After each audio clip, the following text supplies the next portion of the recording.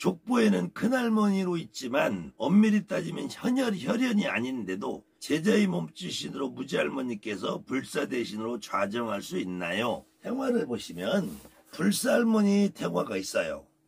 대신할머니 태화가 있어요. 그리고 불사할머니 대신할머니가 여러분이 화경을 봐도 하얀 옷에 꽃가루를 입은 할머니가 있고 노란 옷을 입은 할머니가 있어요. 불사대신이라는 용어는 여러분이 선생님들이 만들어낸 거예요. 물론 불사할머니라는 이름도 대신할머니라는 이름도 여러분이 만들어낸 거예요. 저 하얀 옷을 입고 노란 옷을 입고 여러분에게 화경으로 보이는 그 모습에 그 할머니들은 자기들 스스로 불사할머니다 대신할머니다 라는 말을 안 하신다는 거예요. 여러분이 내림굿을 하든지 가리굿을 하든지 기타 기도를 하든지 내림굿 하기 전에도 여러분들이 꽃가 쓴 할머니가 보여. 꿈에서 노란 옷에 방울 붙여든 할머니가 보여. 그래서 여러분들이 용어라는 걸 배운 거야. 명패라는 이름을. 그런데 이렇게 이분들이 불사대신으로 온다. 나는 불사대신이라는 말을 불사할머니하고 대신할머니하고 짬뽕된 것도 아니고, 그럼 노란 옷에 하얀 옷을 겹쳐 입은 것도 아니고, 하얀 옷에 노란 옷을 겹쳐 입은 것도 아니고. 그러니까 우리 할머니들은 다 불사할머니고 다 대신할머니야. 여기에 큰할머니다, 무지할머니다, 자손이 없다. 물론 자손이 없는 할머니는 처음부터 애를 못 낳는데 장수를 하셔서 두 번째 할머니가 들어와서 자손을 낳으면은 이 할머니는 큰할머니지. 우리 할머니는 우리 아버지를 낳은 본할머니가 우리 할머니고, 이 큰할머니는 우리하고 혈연이 족보에는 올라가서도 피는 안 섞였단 말이에요. 근데 어떻게 이분이 몸주신으로 올 수 있느냐, 불사대신으로 자정할 수 있느냐.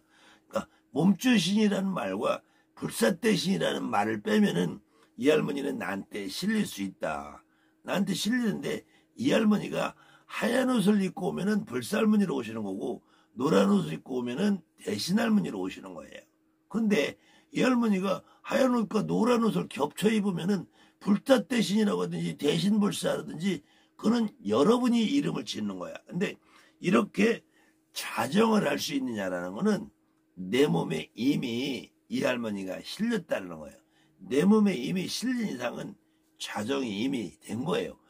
그 하얀 옷에 노란 옷을 입은 그 그림을 여러분들이 저기다 걸어놓는다고 좌정이 안 돼요.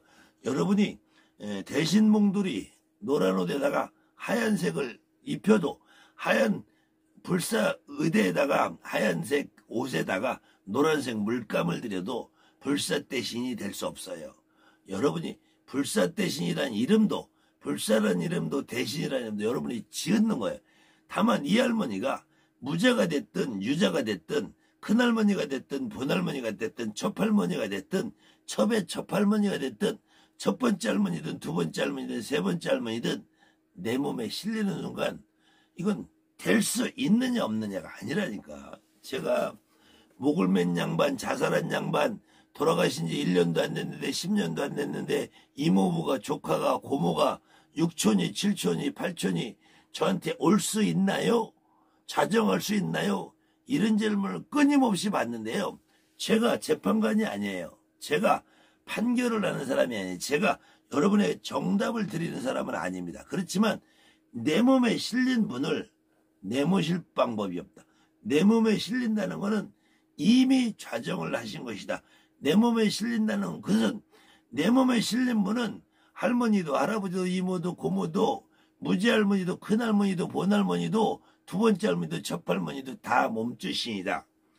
여러분이 식당에 가면은 분명히 주방장이 가장 중요한 역할을 해요. 그것이 여러분의 할머니, 할아버지, 우리가 흔히 불사할머니, 대신할머니라고 말씀하시는 분들이고, 주방이나 카운터나 홀서빙이나 어느 한 분이 없어도 식당은 운영하기 어렵다는 거예요. 그래도 식당이라는 데는 주방장이 없으면은 아예 영업을 못하죠. 주방장이 있으면 주방장이 요리해서 서빙하고 계산받고 흔히 1인숍이라는 걸 운영을 할 수는 있어요. 그런데 식당에 주방장이 없이 요리를 못하는 카운터는 장사를 할 수가 없잖아요.